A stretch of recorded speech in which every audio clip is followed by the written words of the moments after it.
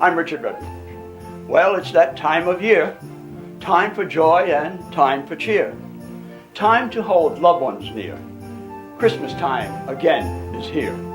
And this is our traditional Christmas program. Enjoy.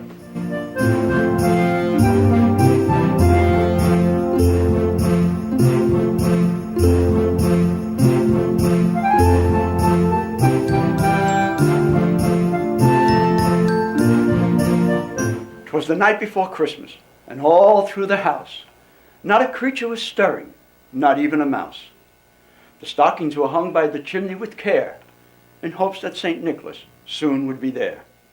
The children were nestled all snug in their beds, while visions of sugar plums danced in their heads. Mama in her kerchief, and I in my cap, had just settled down for a long winter's nap. When out on the lawn there arose such a clatter, I sprang from my bed to see what was the matter. Away to the window I flew like a flash, tore open the shutters and threw up the sash. The moon on the breast of the new-fallen snow gave a luster of midday to objects below, when what to my wondering eyes should appear but a miniature sleigh and a tiny reindeer. With a little old driver so lively and quick, I knew in a moment it must be St. Nick. More rapid than eagles his coursers they came, and he whistled and shouted and called them by name. Now Dasher, now Dancer, now Prancer, now Vixen, on Comet, on Cupid, on Donner and Blitzen, to the top of the porch, to the top of the wall, now dash away, dash away, dash away all. As dry leaves that before the wild hurricane fly, when they meet with an obstacle, mount to the sky. So up to the housetop, the coursers they flew, with a sleigh full of toys, and St. Nicholas too. And then in a twinkling, I heard on the roof the prancing and pawing of each little hoof. As I drew in my head and was turning around, down the chimney St. Nicholas came with a bound. He was dressed all in fur, from his head to his foot. His clothes were all tarnished with ashes and soot. A bundle of toys he had flung on his back, and he looked like a peddler just opening his pack. His eyes, how they twinkled, his dimples, how merry. His cheeks were like roses, his nose like a cherry. His droll little mouth was drawn up like a bow, and the beard on his chin was as white as the snow. The stump of a pipe he held tight in his teeth, and the smoke encircled his head like a wreath. He had a broad face and a little round belly that shook when he laughed like a bowl full of jelly. He was chubby and plump, a right jolly old elf, and I laughed when I saw him in spite of myself. But a wink of his eye and a twist of his head soon gave me to know I had nothing to dread. He spoke not a word, but went straight to his work, and filled all the stockings and turned with a jerk. Then laying his finger aside of his nose, giving the nod, and up the chimney he rose.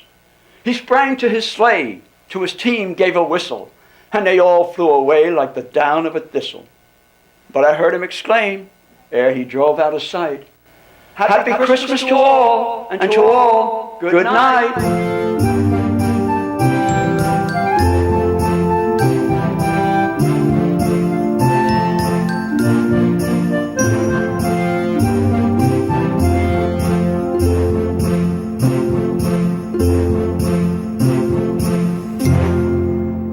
From the editorial page of the New York Sun, 1897, editor Francis Pharcellus Church. We take pleasure in answering thus prominently the communication below, expressing at the same time our great gratification that its faithful author is numbered among the friends of the Sun. Dear editor, I am 8 years old. Some of my little friends say there is no Santa Claus. Papa says, if you see it in the Sun, it's so. Please tell me the truth. Is there a Santa Claus? Virginia O'Hanlon. Virginia, your little friends are wrong. They have been affected by the skepticism of a skeptical age. They do not believe except they see. They think that nothing can be which is not comprehensible by their little minds. All minds, Virginia, whether they be men's or children's, are little. In this great universe of ours, man is a mere insect, an ant in his intellect as compared with the boundless world about him, as measured by the intelligence capable of grasping the whole of truth and knowledge. Yes, Virginia, there is a Santa Claus. He exists as certainly as love and generosity and devotion exist, and you know that they abound and give to your life its highest beauty and joy. Alas, how dreary would be the world if there were no Santa Claus. It would be as dreary as if there were no Virginias. There would be no childlike faith then, no poetry, no romance to make tolerable this existence. We should have no enjoyment except sense and sight. The external light with which childhood fills the world would be extinguished. Not believe in Santa Claus? You might as well not believe in fairies. You might get your papa to have men watch in all the chimneys on Christmas Eve to catch Santa Claus. But even if you did not see Santa Claus coming down, what would that prove? Nobody sees Santa Claus. But that is no sign that there is no Santa Claus. The most real things in the world are those that neither children nor men can see. Did you ever see fairies dancing on the lawn? Of course not. But that's no proof that they are not there. Nobody can conceive or imagine all the wonders that are unseen and unseeable in the world. You tear apart the baby's rattle and see what makes the noise inside. But there is a veil covering the unseen world which not the strongest man, nor even the united strength of all the strongest men that ever lived, could tear apart. Only faith, poetry, love, romance can push aside that curtain and view and picture the supernal beauty and glory beyond. Is it all real? Virginia, in this world there is nothing else real and abiding. No Santa Claus? Thank God he lives, and lives forever. 1,000 years from now, Virginia, nay, 10 times 10,000 years from now, he will continue to make glad the heart of childhood.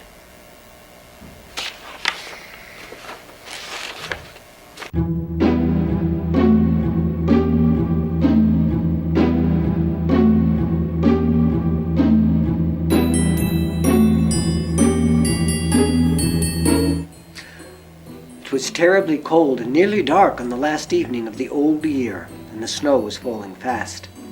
In the cold and the darkness, a poor little girl, with bare head and naked feet, roamed through the streets.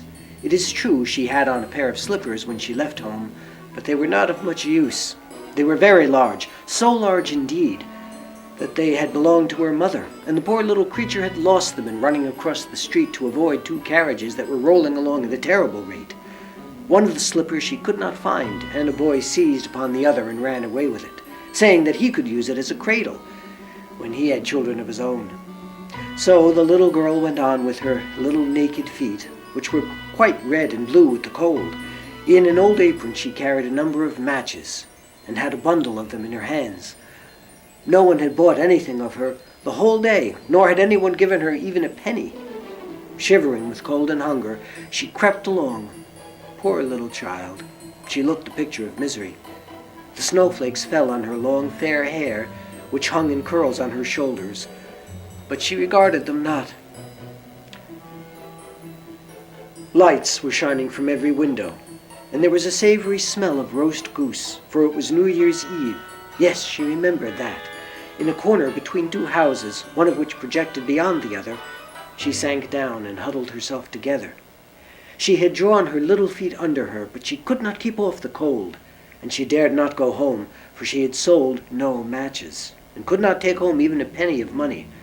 Her father would certainly beat her. Besides, it was almost as cold at home as here, for they had only the roof to cover them, through which the wind howled, although the largest holes had been stopped up with straw and rags. Her little hands were almost frozen with the cold. Ah, perhaps a burning match might be some good, if she could draw it from the bundle and strike it against the wall, just to warm her fingers. She drew one out. Scratch! How it sputtered as it burnt. It gave a warm, bright light, like a little candle, as she held her hand over it. It was really a wonderful light. It seemed to the little girl that she was sitting by a large iron stove with polished brass feet and a brass ornament. How the fire burned, and seemed so beautifully warm that the child stretched out her feet as if to warm them, when lo, the flame of the match went out. The stove vanished, and she had only the remains of the half-burnt match in her hand. She rubbed another match on the wall. It burst into a flame, and where its light fell upon the wall, it became as transparent as a veil, and she could see into the room. The table was covered with a snowy white tablecloth on which stood a splendid dinner service, and a steaming roast goose stuffed with apples and dried plums. And what was still more wonderful, the goose jumped down from the dish and waddled across the floor with a knife and fork in its breast to the little girl. Then the match went out, and there remained nothing but the thick, damp, cold wall before her. She lighted another match, and then she found herself sitting under a beautiful Christmas tree. It was larger and more beautifully decorated than the one which she had seen through the glass door at the rich merchant's. Thousands of tapers were burning upon the branches, and upon the green branches, and colored pictures, like those she had seen in the shop windows, looked down upon it all. The little one stretched out her hand towards them, and the match went out. The Christmas tree lights rose higher and higher, till they looked to her like the stars in the sky. Then she saw a star fall, leaving behind it a bright streak of fire. "Someone is dying," thought the little girl, for her old grandmother, the only one who had ever loved her, and who is now dead, had told her that when a star falls, a soul was going up to God. She again rubbed a match on the wall, and the light shone around her. In the brightness stood her old grandmother, clear and shining, yet mild and loving in her appearance. "Grandmother," cried the little one, "oh, take me with you. I know you will go away when the match burns out.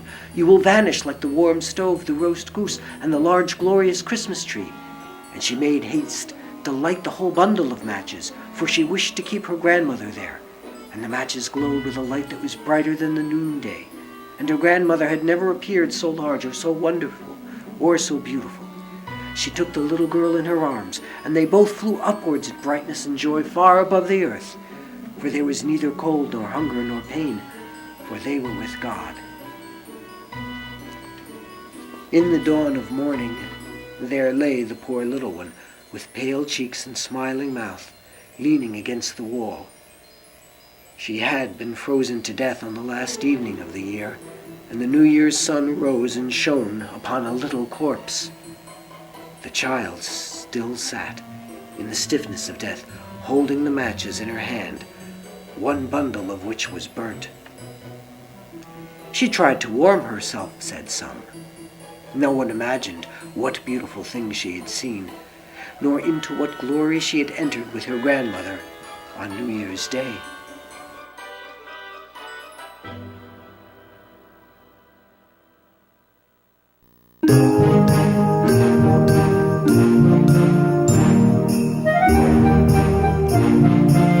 Once upon a time, a man called Nicholas lived in Patara, a town in the east. Because he was very fond of children and was kind and generous to them, they came to think of him as their dear friend and their beloved saint. So, it was that after a time the wonderful things he did were woven into a beautiful legend. You know that Santa means saint, and Claus stands for Nicholas, and that is how he became known as Santa Claus. In Santa Claus's own town lived a great lord who had 3 daughters. He was very poor, so poor that one day he was on the point of sending his daughters out to beg for food from his neighbors. But it happened that St. Nicholas, not long before, had come into a fortune, and he loved giving to those in need. He no sooner heard of the trouble the poor lord was in than he made up his mind to help him secretly.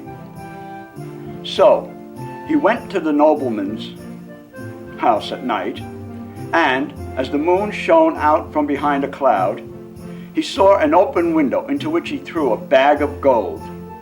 And with this timely gift, the father was able to provide for his eldest daughter so that she could be married. On another night, Santa Claus set off with another bag of gold and threw it in at the window, so the second daughter was provided for. But by this time, the father had grown eager to discover who the mysterious visitor could be. And the next night he kept on the lookout.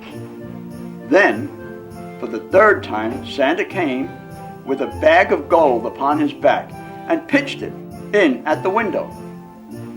The Lord at once recognized his fellow townsman and, falling on his knees, cried out, "O Nicholas, servant of God, why seek to hide yourself?" Is it not wonderful to think that this was so long ago, 1600 years, yet we still look for the secret coming of Santa Claus with his Christmas gifts. At first, he was said to come on his own birthday, which was in early December. But after a while, as was very natural with Christmas so near, the night of his coming was moved on in the calendar. And now we hang our stockings to receive his gifts on Christmas Eve. In some countries, children still put their shoes by the fireside on his birthday. In others, they say it is the Christkindlin, or Christ child, who brings the gifts at Christmas time. But it is always a surprise visit, and though it has happened so many hundreds of times, the hanging of the Christmas stockings is still as great a delight as ever.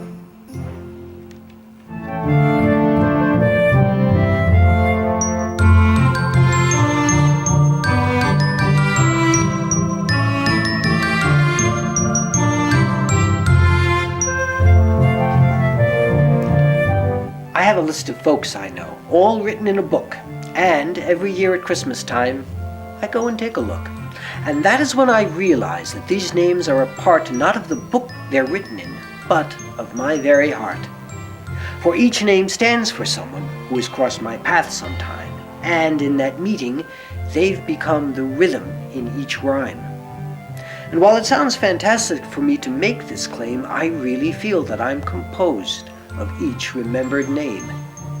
And while you may not be aware of any special link, just meeting you has changed my life, and a lot more than you think. For once I've met somebody, the years cannot erase the memory of a pleasant word or of a friendly face. So never think my Christmas cards are just a mere routine of names on a Christmas list, forgotten in between. For when I send a Christmas card that is addressed to you, it's because you are on the list of folks I am indebted to. For I am the total of the many folks I have met, and you happen to be one of those I prefer not to forget. And whether I have known you for many years or a few, in some way, you have been a part in shaping things I do. And every year when Christmas comes, I realize anew the best gift life can offer is meeting folks like you. And may the spirit of Christmas that forever endures leave the richest blessings in the hearts of you and yours.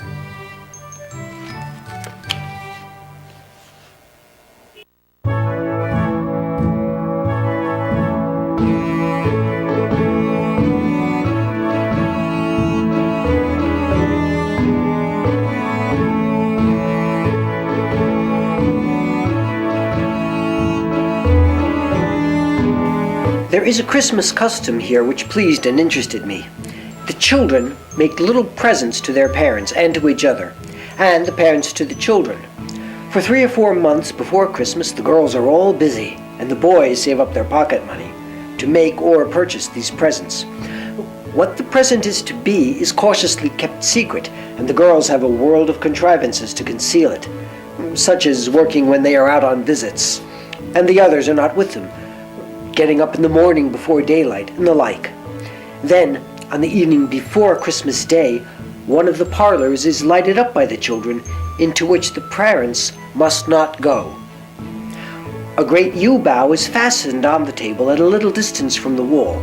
A multitude of little tapers are fastened in the bough, but so as not to catch it till they are nearly burnt out, and colored paper hangs and flutters from the twigs. Under this bough, the children lay out in great order the presents they mean for their parents, still concealing in their pockets what they intend for each other. Then the parents are introduced, and each presents his little gift, and then bring out the rest one by one from their pockets and present them with kisses and embraces. Where I witnessed this scene, there were 8 or 9 children, and the eldest daughter and the mother wept aloud for joy and tenderness, and the tears ran down the face of the father, and he clasped all his children so tight to his breast, it seemed as if he did it to stifle the sob that was rising within him. I was very much affected. The shadow of the bough and its appendage on the wall, and arching over on the ceiling, made a pretty picture. And then the raptures of their very little ones, when at last the twigs and their needles began to take fire and snap. Oh, it was a delight for them. On the next day in the great parlor, the parents lay out on the table the presents for the children, a scene of more sober joy success, as on this day, after an old custom, the mother says privately to each of her daughters, and the father to his sons, that which he has observed most praiseworthy, and that which was most faulty in their conduct. Formerly, and still in all the smaller towns and villages throughout North Germany, these presents were sent by all the parents to some one fellow, who in high buskins, a white robe, a mask, and an enormous flax wig, personate Knecht Rupert, the servant Rupert. On Christmas night he goes round to every house and says that Jesus Christ his Master sent him thither. The parents and elder children receive him with great pomp of reverence, while the little ones are most terribly frightened. He then inquires for the children, and, according to the character which he hears from the parent, he gives them the intended presents, as if they came out of heaven from Jesus Christ. Or, if they should have been bad children, he gives the parents a rod, and in the name of his master recommends them to use it frequently. About 7 or 8 years old, the children are let into the secret, and it is curious to observe how faithfully they keep it.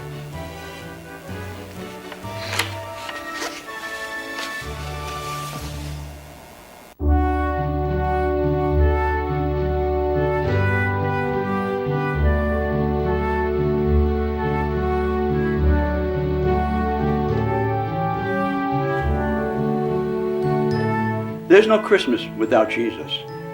It's to him our eyes should see, not to jolly old St. Nicholas, nor a glittering Christmas tree. Shops in town are decorated, decked in colors bright and gay. Tinsel lights and shapes created merge into one grand display. There's no Christmas without buying gifts and toys to give. They say, oh, that they should be realizing all these things will fade away. Santa Claus is just a story. Reindeer never pulled his sleigh. Why then does he get the glory on this sacred holy day? But a baby in a manger really lived in Israel. He was born to be our Savior. It's his story we must tell. I will think of Christ this Christmas, how he left his throne above, gave up all his heavenly riches for to manifest his love. Take the tinsel and the glitter and the Santas all away, for God's love is far, far greater than this man-made grand display.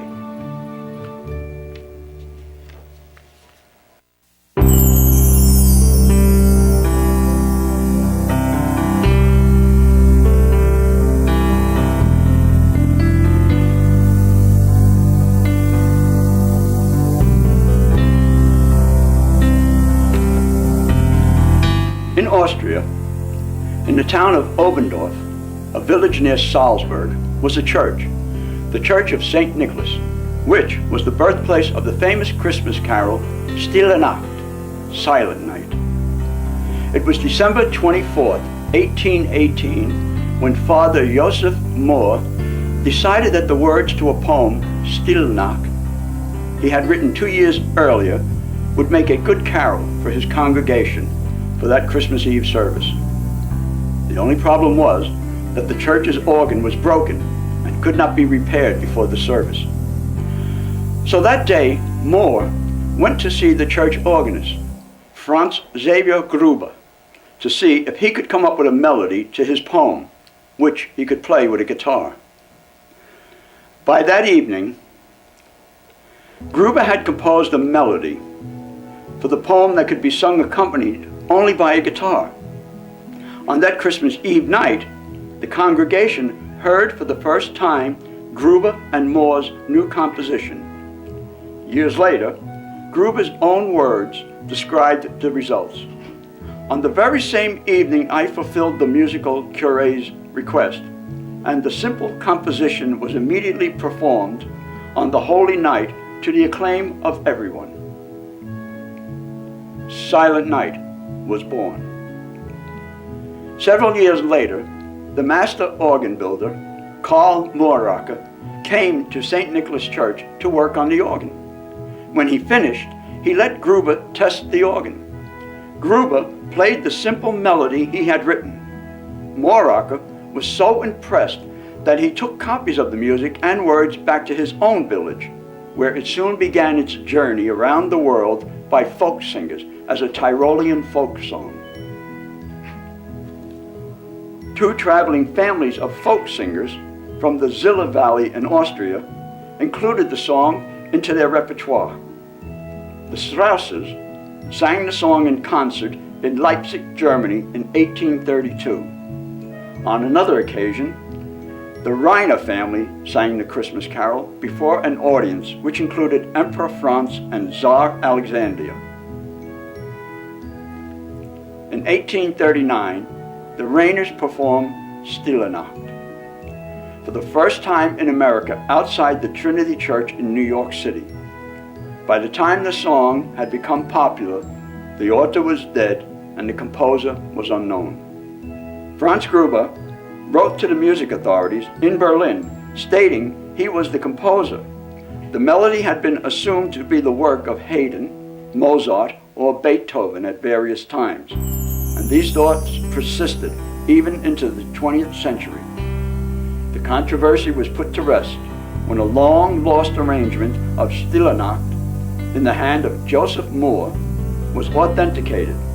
In the upper right-hand corner of the arrangement, Moore wrote, Melodie von Franz Xaver Gruber.